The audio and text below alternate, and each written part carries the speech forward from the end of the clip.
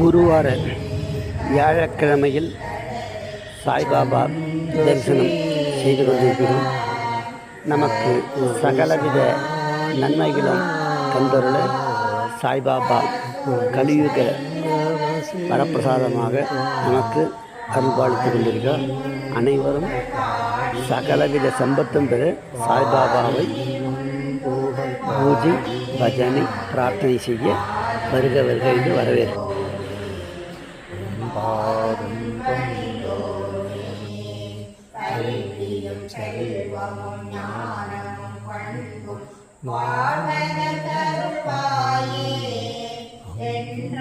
வாழ்